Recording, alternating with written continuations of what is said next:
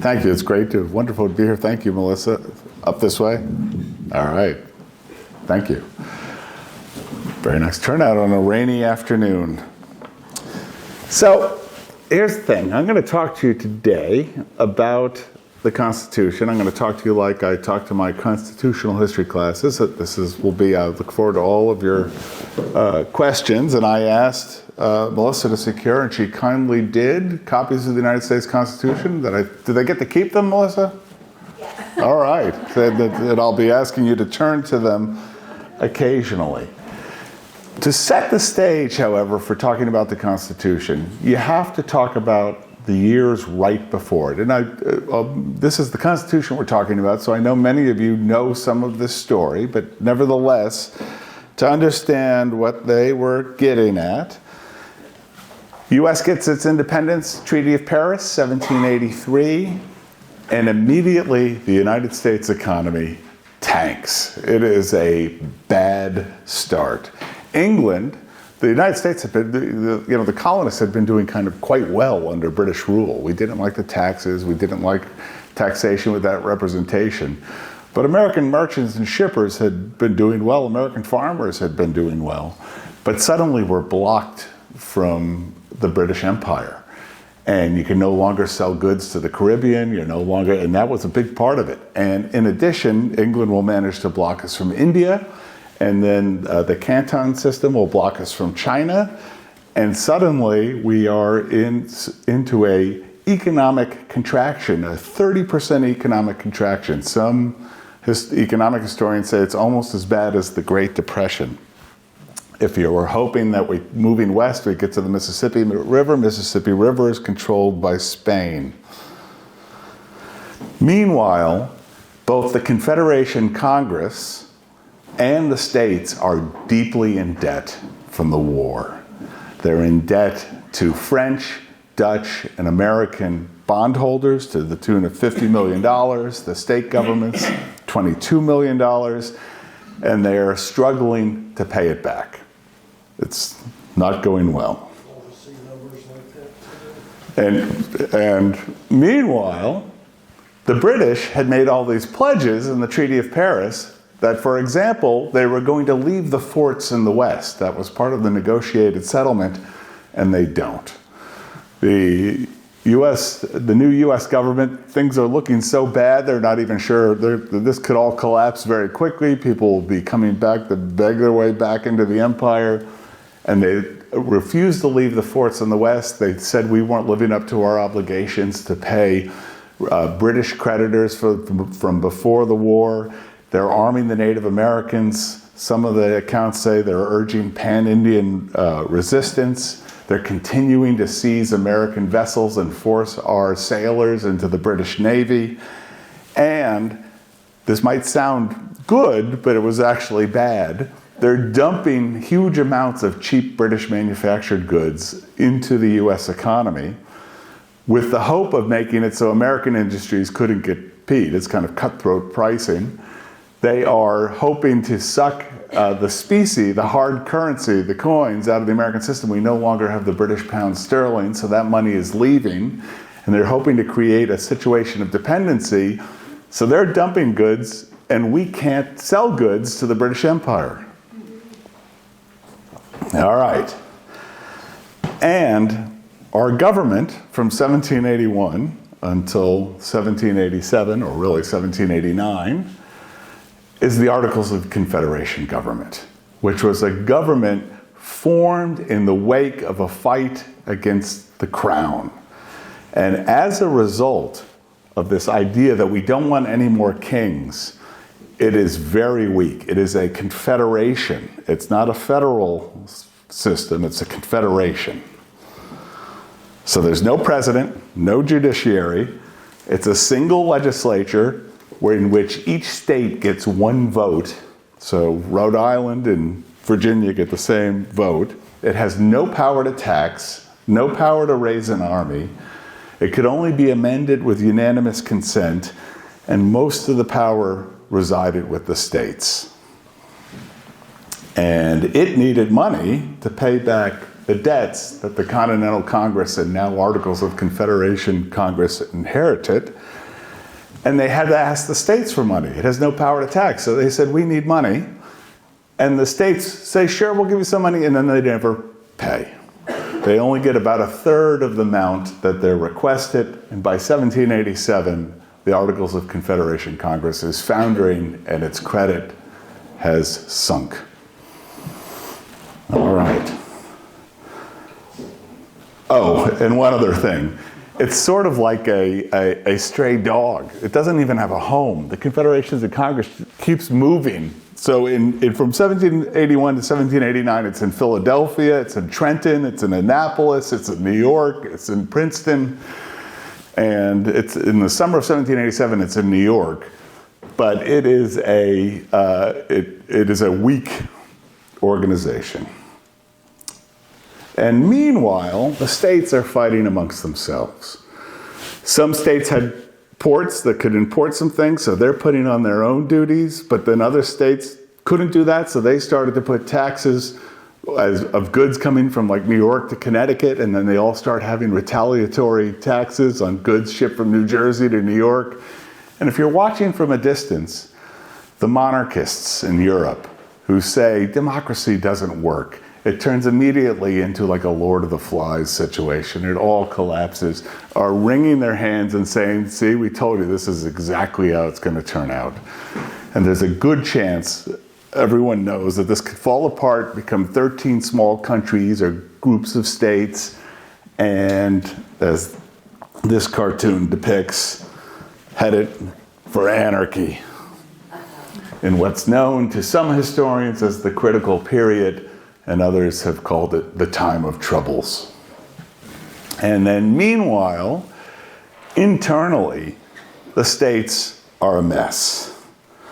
Because the states have their costs plus the debts that they owe as well, and now they've got to raise money. Previously it was imposts on goods, and they start taxing farmers who had been used to being very lightly taxed, and they're taxing property at higher rates, even though there's a shortage of hard currency, because we no longer have the pound sterling, and farmers start being foreclosed upon, arrested for debts, etc. And in response, there are violent rebellions throughout the colonies. The most famous, Shays' Rebellion, led by a Revolutionary War officer, Daniel Shays, and they rose up in a armed militia and closed down the courts in Springfield, Massachusetts. Massachusetts rich folks kind of raise a militia to go out and crush them, but there's all these debates. The folks in the Massachusetts legislature say, hey, we have to pay our debts. People loaned us money to fight the revolution, without revealing always, although the farmers knew it, that a lot of them were folks who held those bonds and had bought them at depreciated rates when it looked like they might not get paid back, and now are looking for a windfall by getting the farmers to pay up. And the farmers, meanwhile, say, we went into debt because we were told to grow more food for the revolution, and now we're being taxed to the point that we are losing our farms. And Shays' Rebellion is replicated to one extent or another in every state. Farmers in Maryland, Pennsylvania, Vermont burned down the courthouses where the tax records are stored. In New Hampshire, armed farmers surround the legislature, armed, demanding tax relief. And here in Virginia, particularly in the western part of the state that's now West Virginia, 155 cases of sheriffs being attacked when trying to foreclose or arrest debtors. Greenbrier farmers burned down the county jail. Courthouses are set on fire, and it's acts of protest throughout the colonies. Now, the folks who are rebelling say this is what we did before the war too. A little rebellion sends a message that we're angry. But folks like Sam Adams are like, but we're in charge now. That was great when you were sending a message to the king about their colonial officers, but now you should just vote. That's the way to solve your problems. But it doesn't look good. And then to the horror of men of means, some of the states start listening to the folks, the indebted farmers, and their complaints that we can't even pay back because there's not enough hard currency, and start issuing wagon loads of paper money, particularly starting in Rhode Island, which they issued paper money that they declared legal tender and said, if you loaned money in gold or hard currency, you have to take our paper money in return. Some of them flee the state so they wouldn't have to take it. And as paper money starts getting issued throughout the colonies, there's a number of folks who are starting to say, I don't know, democracy seems like it's turning into mobocracy.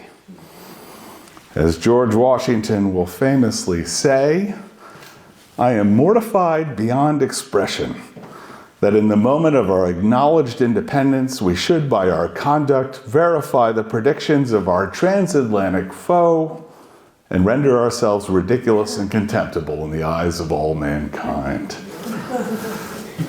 Now, Thomas Jefferson, in this period, is the minister to France. He gets reports from James Madison and others of all these rebellions and how it's not going so well. And he's a little more like, you know what, this is kind of this is who we are. And will famously say, I hold it that a little rebellion now and then is a good thing and as necessary in the political world as storms in the physical. All right. So that's the context. Now, Northern Neck, folks, I don't have to introduce you to James Madison. You know a lot about him. But if you asked your average American who wrote the Constitution, I asked my students very fast, who wrote the Constitution? You know what they say? Thomas Jefferson.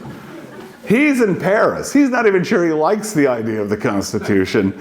It's James Madison. You want the person who is Mr. Constitution, it is James Madison. The Constitutional Convention is largely his idea. He's at the heart of the debates in Philadelphia. And then afterwards, he writes the Bill of Rights, essentially. So James Madison is the man. And he is a diminutive figure. 5'4" tall, 100 pounds, but a titanic figure in the world of constitutional history.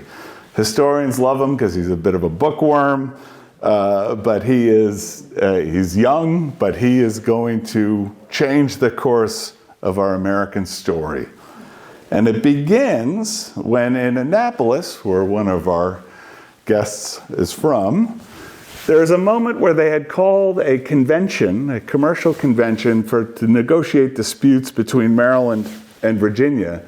But Madison sees an opportunity. He knows that there's a lot of people who are worried about what's going on, thinking this could all collapse. And he helps organize a movement to invite all 13 states, well, 13 colonies, now states, to attend. Only 5 send delegates to what becomes known as the Annapolis Convention. But even amongst those 5 states, it's clear something needs to be done. That the men that they send say the Articles of Confederation is not up to the task.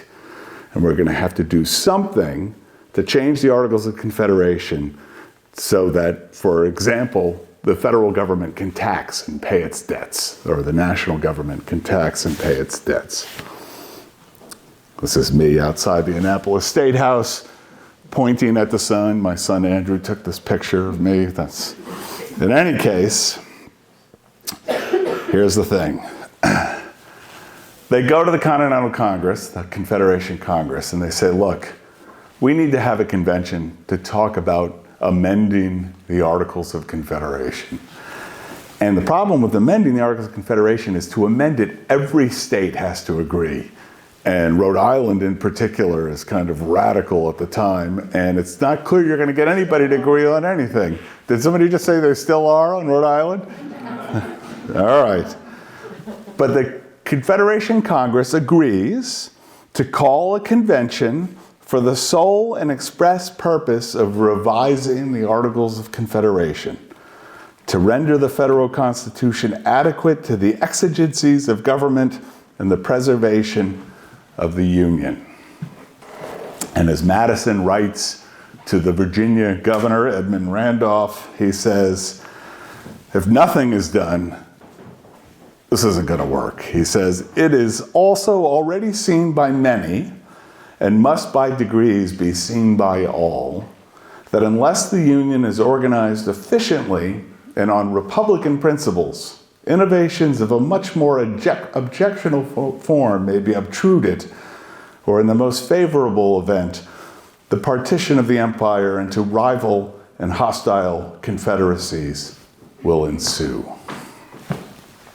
May 1787, we have reached the Constitutional Convention. 12 states agree to attend, Rhode Island refuses. But here's the thing. There's famous, how many of you have been to Independence Hall? It's really cool because you get in that room and you just think, because the Declaration of Independence is signed there, then the Constitutional Convention is there, and if you can be in one of those folks who the tour group leaves the room and you hang back, you can just sit there in the room for a moment and have a moment. But here's the thing. They weren't approved to do anything but amend the Articles of Confederation. But James Madison has a plan. He gets there early. Other delegates that arrive early, he's like, we're going to get in there and we're going to say, let's throw the Articles of Confederation out and start from scratch. And as a result, the plan from the start is that they're going to meet in secret. And the drapes will be closed all through a hot Philadelphia summer, guards at every door, meeting by candlelight in woolen jackets and waistcoats, in an era before deodorant. And what they say is they want to be able to speak freely and avoid, quote, licentious publications of their proceedings. They want to be able to say what they mean and not be held to it to the public at that moment. As our man George Mason says, this, I think myself, a proper precaution to prevent mistakes and misrepresentation until the business shall have been completed, when the whole may have a very different complexion from that in which the several crude and indigested parts might, in their first shape, appear submitted to the public eye. So they're meeting in secret, and then Madison announces, we have this plan, the Virginia plan, that's going to throw out the Articles of Confederation and create a new federal government with a much stronger national government. And some of the delegates are like, we can't do that. We don't have approval to do that. But all the heavy hitters are like, oh, let's just talk about it. So they go along. One thing, when you read Madison's notes from the Constitution, which we can talk about those, but it still remain, despite some discrepancies, our best record of what happened, those from Richard Yates from New York.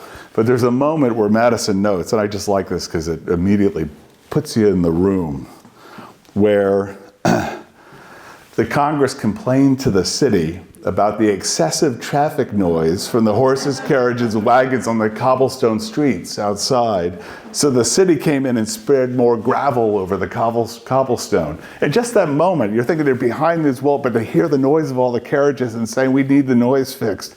And suddenly you're in the room with the delegates.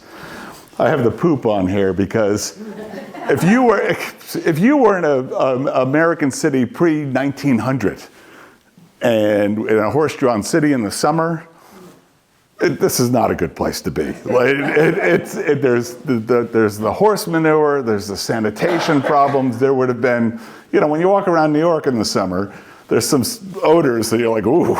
But the Americans, okay, you get the idea. All right. I don't know if you've watched Death by Lightning, this great series out now about Garfield and his assassin. But one of the things they get right in the images of Washington, et cetera, is all the scenes with carriages, they've got the horse poop all over the streets. I sent him a nice email. All right. Now, one of the reasons that Madison's plan, possibly people are willing to consider it, is he has the backing of George Washington. And George Washington is a late commitment to the Constitutional Convention. But he decides to go, and the fact that he is there, he's already a titanic figure, lends the whole situation gravitas. And people just know, as they're debating under Madison's plan, if we have an executive branch, that he'll be the first president. And so they're talking about what could go wrong with the presidency, but they keep looking over at Washington going, but maybe not the first president, but you know, you get the idea. This is just to give you some sense of how people felt about Washington. This is another good story before I get into the meat of what I want to talk about. William Pierce remembered that someone had dropped their notes of what was going on outside of the hall where it was found. Remember, they're meeting in secret. And Washington walks into the room, has the notes that have been turned in, and says, "I must entreat gentlemen to be more careful, lest our transactions get into the newspapers and disturb the public repose by premature speculations. I know not whose paper it is, but there it is." And he throws it onto a table. "Let him who owns it take it."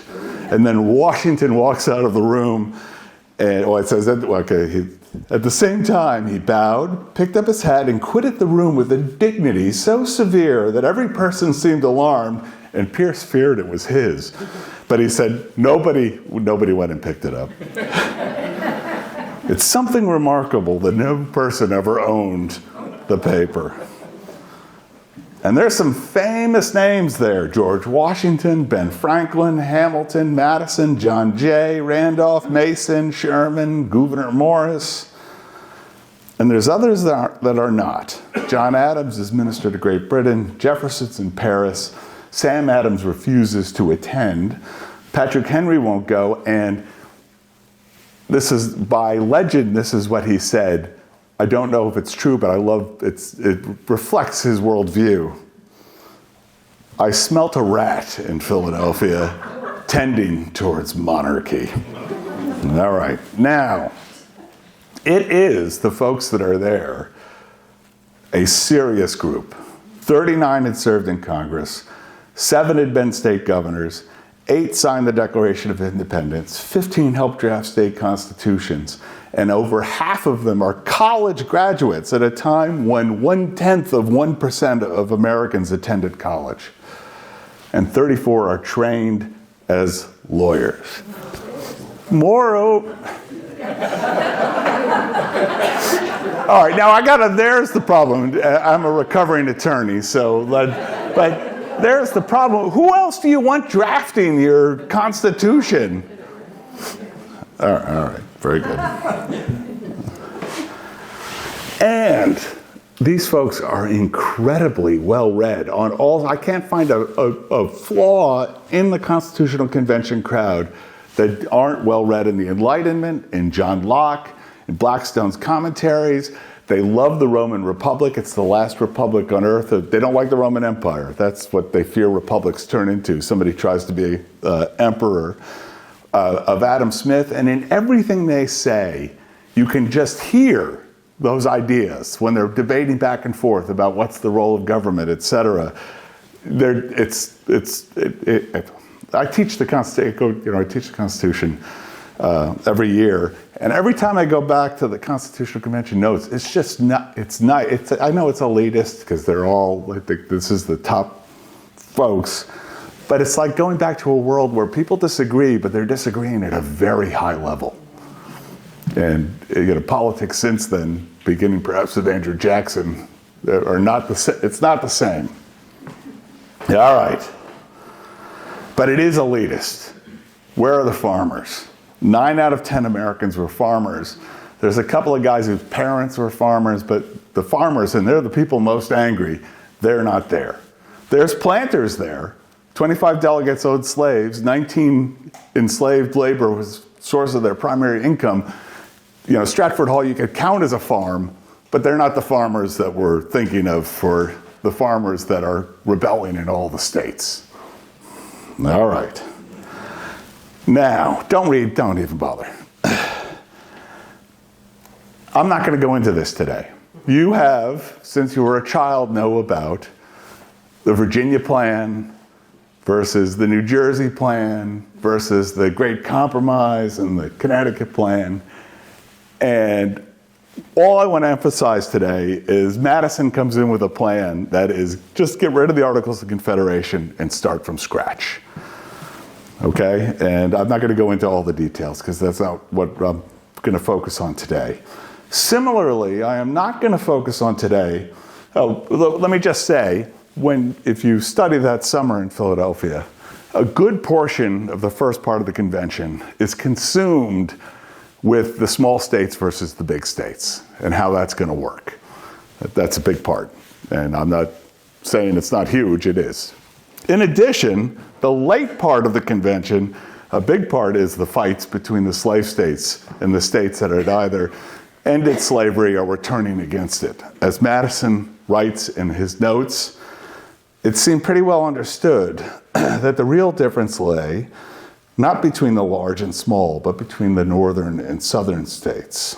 The institution of slavery formed a line of discrimination.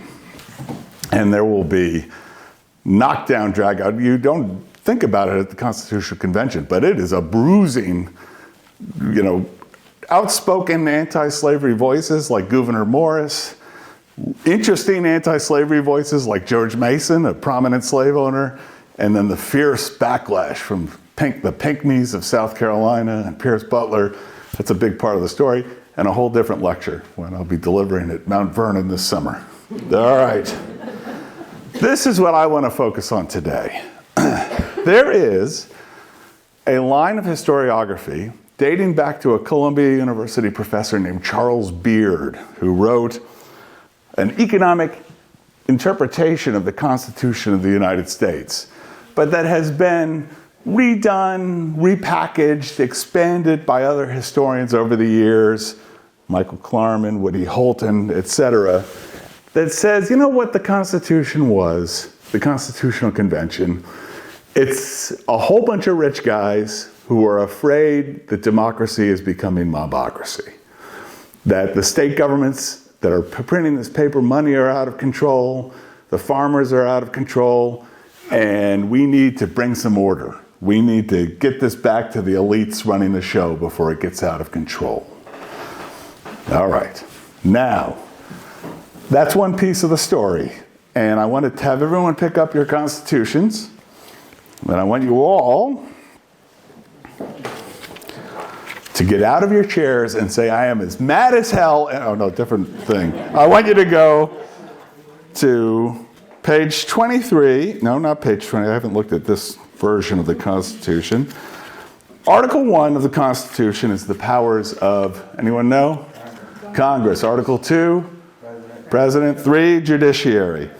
But Article 1, which is all about what Congress is going to be able to do, they weren't sure where to tack this on, so they jam it in Article 1, and it's Article 1, Section 10, which is on page 8 of your Constitution. And it's kind of this add-on paragraph to Article 1. And what it says, most of the Constitution is about what the new government can do. But here they have a thing of which states can't do. And they have no state shall enter into a treaty. We're going to have foreign policy at the federal level, grant letters of marque. They can't coin their own money, emit bills of credit, make anything but gold and silver coin a tender of payment of debts. No more paper money. Pass any bill of attainder, ex post facto law, or here's the contract clause of the Constitution, or any law impairing the obligation of contracts. So you're not going to be able to tell creditors that they have to take paper money in return. That's done.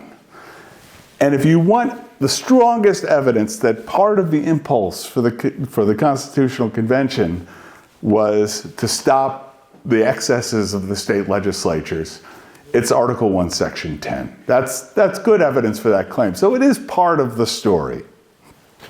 Okay, you with me? All right. Now, there are also extensive debates that summer that when we go to elect people, how are they going to be elected? Do we want the people electing these folks directly? Or do we want to come up with a system that will ensure that rather than the Rhode Island legislature, which had filled with farmers, it's going to be educated folks like us?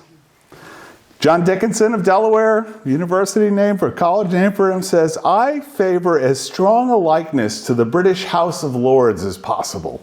He wants one house that we're going to ensure is going to be elite folks, and he is hardly alone that summer. Again, there's a fear amongst the people at the convention that if democracy went too far, it in its own way could become tyrannical. Here's Edmund Randolph, governor of Virginia. "The democratic licentiousness," and this is in the convention, "of the state legislatures proves the necessity of a firm Senate. The object of this second branch is to control the democratic branch of the national legislature." Or Alexander Hamilton, "The voice of the people has been said to be the voice of God. And however generally this maxim has been quoted and believed, it is not true in fact. The people are turbulent and changing. They seldom judge or determine right. Give there to the first class, the upper class, a distinct permanent share in the government. They will check the unsteadiness of the second." All right. If you could now, please, turn to Article 1, Section 3 on page 2 of your Constitution, which is where they discuss how they will elect what Hamilton and folks will be an upper house full of elites. All right. Are we there, page 2? "The Senate of the U.S. shall be composed of 2 senators from each state for 6 years." Some wanted 7, they end with 6. "And each senator shall have 1 vote. Immediately after they shall be assembled in consequence of the first election, they'll be divided as equally." All right, hang on, where am I? I'm looking for, oh yeah, keep going. Here, the second in class expiration of the 4th year and the 3rd. So the 3rd, the executive thereof may make temporary, okay, I'm sorry. "So that 1/3 may be chosen every 2nd year, nation or otherwise, during the recess of the legislature of any state. The executive thereof may take it until the next meeting of the legislature." So who's going to pick the Senate? You're not going to go into the ballot box and vote for the Senate. It's going to be the state legislature. And what they're hoping is that in the process of people electing people to the state legislature, they're hoping the pre-war idea that people will elect their betters will remain. And then in the process of your betters in the state legislature picking the next wave up to the United States Senate, you'll get an elite group. So initially, it is not direct election of senators. All right. As James Madison will say, "The use of the Senate is to consist in proceeding with more coolness, with more system, and with more wisdom than the popular branch." And that is going to remain the way you elect the Senate until the 17th Amendment in 1913, when groups like the populist farmers had grown unhappy that they would vote for people in their state legislature, and then the Rockefellers would come in and distribute all kinds of campaign money and everything else, and the senator would be somebody that didn't reflect their values. And they won it, beginning with their populist platform in 1892, direct election of senators, and it's the progressives that get it passed in 1913. Now, some people in the Constitutional Convention also wanted property qualifications for voters as a way of ensuring that radical voices wouldn't make it. And the most, our biggest proponent is this guy, Anyone know anything about Gouverneur Morris? The Gouv you need to do a little research on. He is a peg-legged Lothario. He loses his leg in a carriage accident. He's having affairs with lots of people's wives, heads of state, everything else.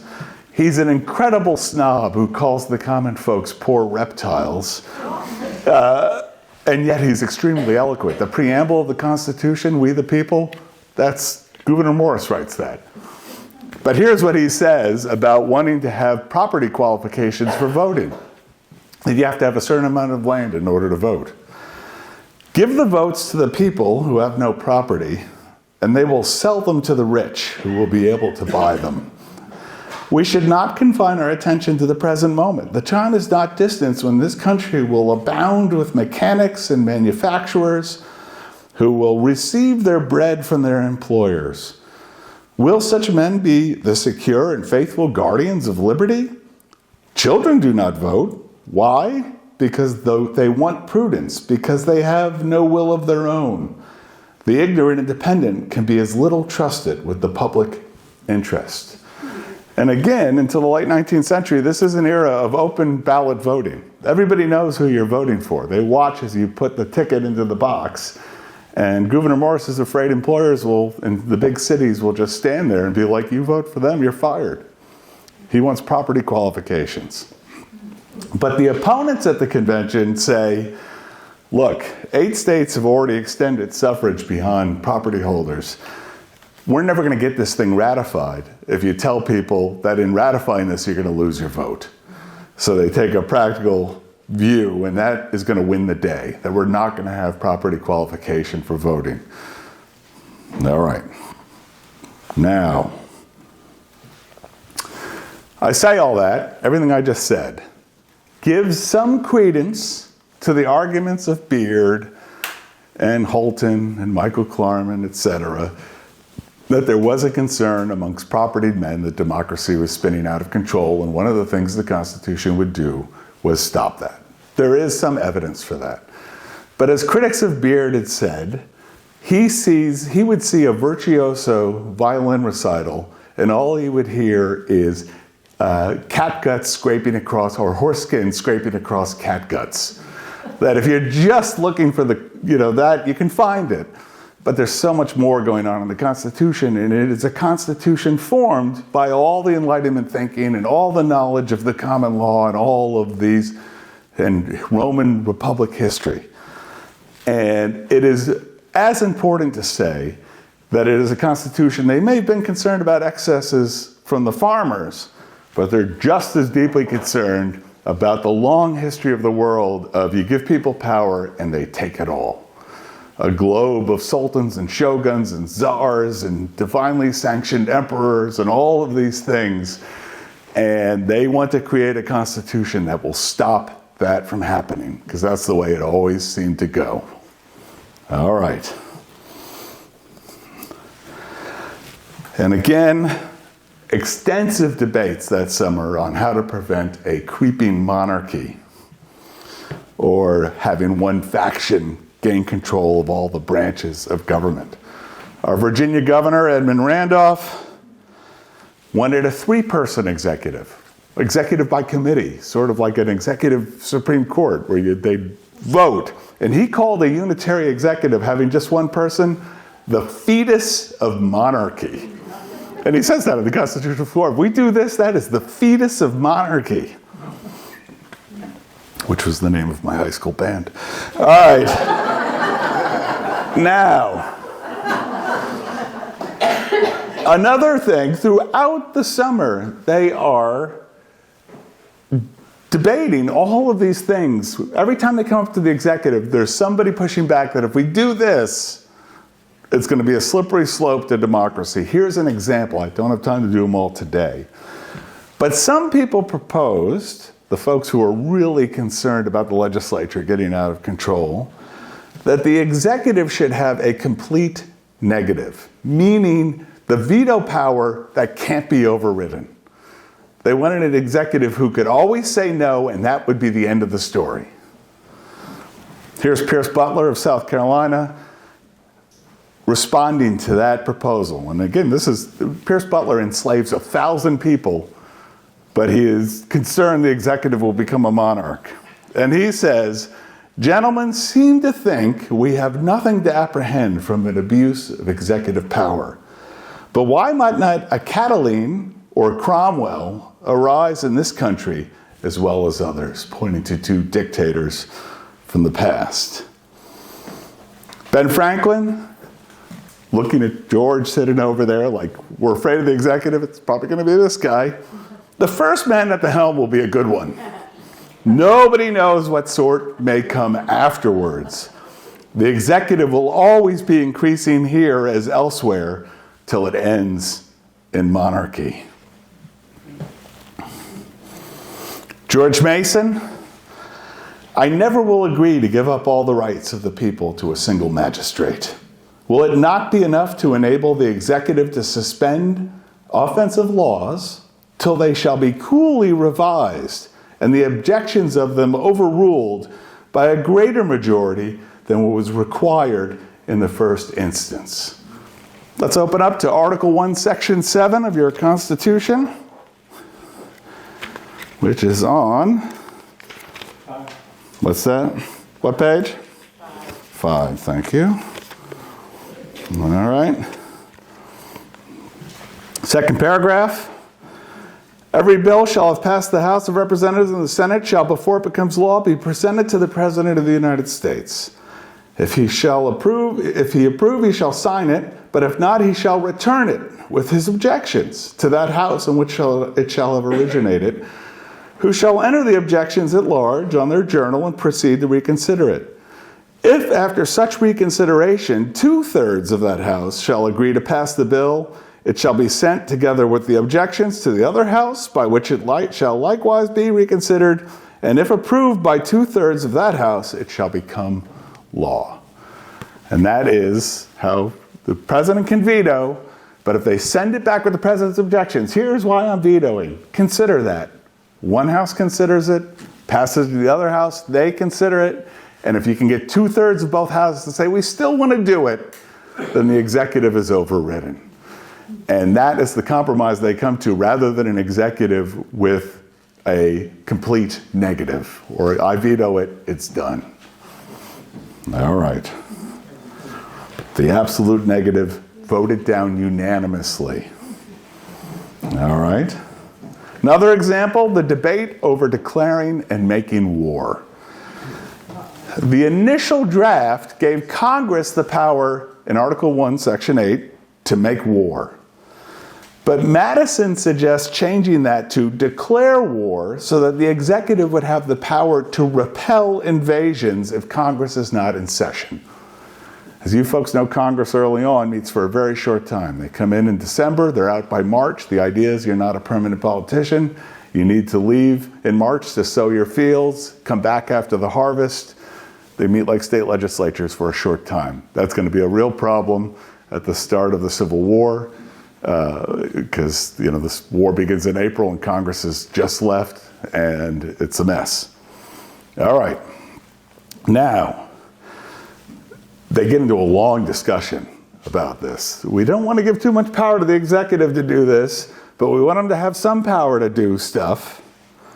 Roger Sherman says the executive should be able to repel and not commence war.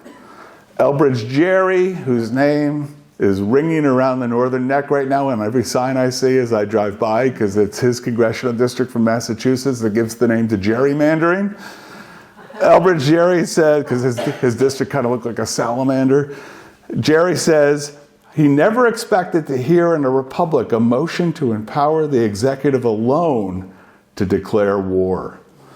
Pierce Butler wants Congress to have the power to declare war and to declare peace. That Congress can, whenever it wants, say it's done. Declare peace. George Mason was emphatic that the executive should never be given the power to declare war, for he could not be trusted with it. He says, I'm for clogging rather than facilitating war. And the result in our Constitution is that Congress has the power to declare war. The president is the commander-in-chief, and it's been a negotiated thing over time as to exactly what that means. It's not totally clear from the Constitutional Convention, and it's not totally clear today. All right. Now, how many of you have seen the musical Hamilton? All right. How many of you think fondly of Alexander Hamilton? Only 2? All right. Well, Hamilton, they're meeting in secret. Madison doesn't publish his notes till he dies in the 19th century. But Hamilton, in June of the Constitutional Convention, relatively early on, speaks up as to how he thinks this government should work. And he's a minority in the New York delegation. The other members of the New York delegation don't like him. They don't like the Constitution. They're going to walk out. They're like, we want nothing to do with this. But Hamilton speaks up and says, the people are turbulent and changing. They seldom judge and determine right. And he says, I think the British government is the best model of government in the world. And he says the beauty of the king is he's so rich, he's not corruptible. And he says, everybody here seems to like Republican government, the idea of the people vote for representatives who then vote for them. And he says, I don't really like it, but since we're here, I'm going to make some recommendations. And he says, I think we should set the tone of our government as high as possible. And he says, in republics, leaders are liable to foreign influence and corruption. Men of little character acquiring great power become easily the tools of intermeddling neighbors. So to try to save the executive from that, he wants electors, an electoral college, to pick the president, and then the president to be appointed for life, subject to impeachment and removal for bad behavior. But he wants president for life. But he doesn't stop there. The upper house, the Senate, he wants them appointed for life too, by electors. So he wants essentially something close to a constitutional monarchy. You appoint people for life. And then he wants the state governors to be appointed by the federal government, and he wants the federal government, and Madison's sort of on board with this too, to have absolute veto power on any state law they don't like. If you stay in and we decide your legislature has done something we don't like, we can remove it. All right. And all officers of the state militias appointed by the federal government. Then we have their question with that. Some people say Hamilton was throwing this out there to be so extreme that the Virginia plan would look good. But I think it's Hamilton. Hamilton, there's a lot of people who are worried that Hamilton wants to be king, and I don't think it's necessarily untrue. All right. Article 2, Section 1. Let's go there. Article 2 is the powers of executive. All right. Page 9. Each state shall appoint in such manner as the legislature may direct a number of electors, equal to the whole number of senators and representatives to which the state may be entitled, but no senator, representative, or person holding office, and so on. They decide that rather than direct election of the president, the state will appoint electors who will elect the president. So when you voted for your state legislature, you were sort of voting for the people who get to pick the electors that are going to be your president. And the whole idea there is just to have another level in case the people go too far. That there's an intermediary step between the people and who the president they pick. And it's uncomfortable. The Electoral College has made people uncomfortable ever since it happened. But it was the idea of we want the finest person to be, the finest in the mind of the folks at the convention to be picked. There is a second piece to the story. In that, the Electoral College also ensured to the states as they're debating over slavery that the slave states who feared they would be overwhelmed wouldn't be in the executive. I don't want to go too far into the weeds. But the South, under the Constitution, is going to receive extra seats in the House based on the enslaved population. Each enslaved person will count as 3/5 of a person. And the Electoral College, you get an elector for each senator, and then for every House seat you have. And because the South gets more House seats than they would have without the 3/5 clause, they'll now also be protected in the Electoral College, which follows the same format. This is what Madison writes in his notes. There's one difficulty, however, of a serious nature attending an immediate choice by the people. The right of suffrage was much more diffusive in the northern than the southern states, and the latter could have no influence in the election on the score of Negroes. The substitution of electors obviated this difficulty and seemed on the whole to be liable to fewest objections. All right. How much energy do we have? Can I go for a little while longer? All right. Now,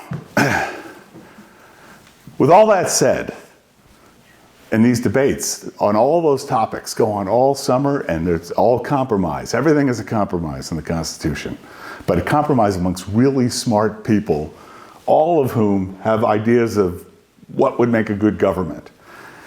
And if you just focus on the contentious stuff, you forget all the stuff in the Constitution that they all seem to agree on and has worked magnificently. I tell my students in class, if you fall asleep in class or in a public lecture and I call on you, just wake up and say Article 1, Section 8, and it's probably the right answer. So I want you all now to go to Article 1, Section 8 of the Constitution.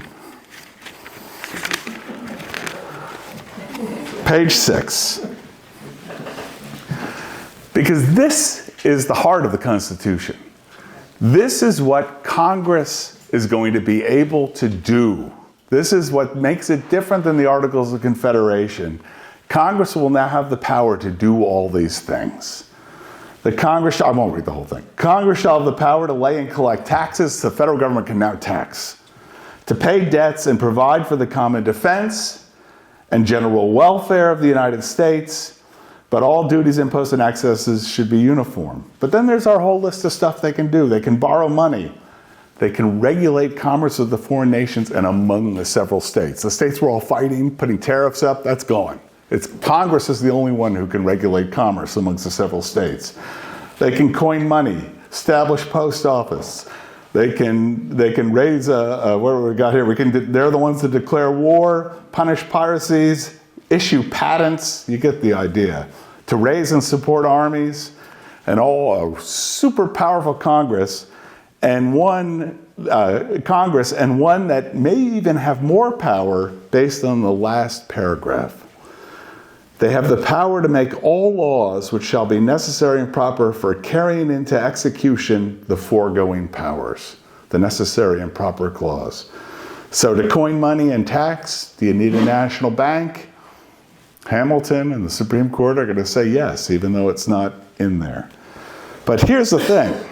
What Article 1, Section 8 does is it turns these colonies, who are all squabbling with each other, now into a giant free trade zone, where goods will flow freely between the states, where anyone who travels for business from Massachusetts to South Carolina has to be treated equally under the Privileges and Immunities Clause, and where Congress has the power to now build roads, issue patents to encourage people to tinker, and Article 1, Section 8 is going to become the growth engine of American society. One of the reasons the United States is going to surpass England in the next century is because the system of laws that Article 1, Section 8 will allow. And while they don't say in the Constitutional Convention, we just read Adam Smith, 1776, publishes The Wealth of the Nation. If you're reading knowing they know it, Adam Smith's footprint is all over it. And in particular, his idea that economic historians call comparative advantage. The idea that if you make the economy bigger and connect it with roads and shipping, not every section doesn't have to do everything. They don't have to grow their own food, manufacture, etc. Every section can focus on what they do best. And just as I do with my students to illustrate it, I say, if you drive across Iowa in the summer, all you see is corn. You drive across Kansas in the summer, all you see is wheat. You drive across Florida agriculturally, all you see is citrus. But had you had this turn into 13 squabbling countries with trade barriers between them, you wouldn't be able to do this. You wouldn't be able to focus on what your region does best. And Article 1, Section 8 is going to allow that. All right. I'm going to skip here. For all that Enlightenment excitement, I just find it very interesting. I teach the Salem witchcraft trials in my class, and the Salem witchcraft trials, Ben Franklin is born about 4 years after. He's at the convention. But during the Constitutional Convention that summer, a mob a couple of blocks away lynches an elderly woman who they believe is a witch. So we have kind of this modern political and economic thinking and kind of these pre-modern ways clinging on in the streets of Philadelphia that summer. All right, now, you ask most Americans what they like about the Constitution. They don't say Article 1, Section 8. In fact, they don't say anything that's in the original Constitution. They all mention a Bill of Rights. But as you folks know, the Constitution closes and there is no Bill of Rights. George Mason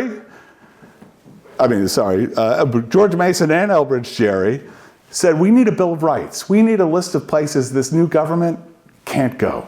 Because we're a little afraid it's centralizing power. We've just had an experience with centralized power. I'm still uncomfortable that the executive could become president. And he's going to refuse to sign it, George Mason. One of the reasons why he's kind of a lost founder, despite his titanic role, is he doesn't sign the Constitution because there's no Bill of Rights. Now, Hamilton says, we don't need a Bill of Rights. What the Constitution does is it says what Congress can do. If you start listing things they can't do, you might leave a few things out and then they'll do them. He says, we'll just interpret this in a way that Congress will just do the things they can. We don't need a Bill of Rights. If you listed rights, it might mean those not listed are not protected. But it's going to leave for ratification with no Bill of Rights. And as you folks know in the ratification convention, some of which it's a close call, whether this is going to get ratified or not, they say we're not doing this without a Bill of Rights. And it's going to be Madison, to his credit, who will say, okay, we promise you the first thing the new Congress is going to do is amend it 10 times with the Bill of Rights. And it's Madison who largely writes the Bill of Rights, borrowing on George Mason's Virginia Declaration of Rights, etc.